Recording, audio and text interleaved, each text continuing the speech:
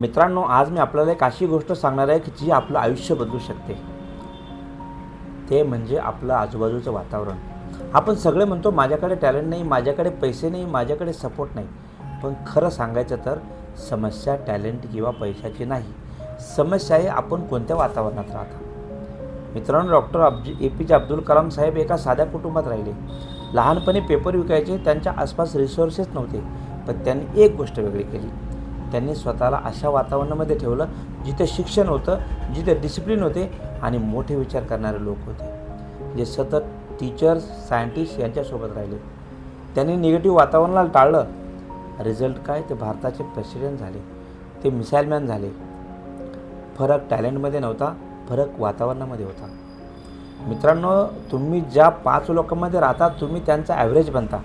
जर तुमचे मित्र फक्त टाईमपास करत असतील तर तुम्ही तिथेच राहणार. जर तुमचे मित्र ग्रो करत असतील तर तुम्ही पुढे जाणार. मित्रांनो, जर आपण रोज अशा लोकांमध्ये बसता जे निगेटिव्ह बोलतात, जे कंप्लेन करतात, तर आपण हळूहळू तसेच बनतो. जर आपण अशा लोकांमध्ये राहिला जे ॲक्शन घेतात, डिसिप्लिन ठेवतात, आपलं लाईफ बदलायला सुरुवात होते. स्वतःला एक प्रश्न विचारा, मी ज्या लोकांमध्ये राहतो ते मला पुढे नेत आहेत का मागे?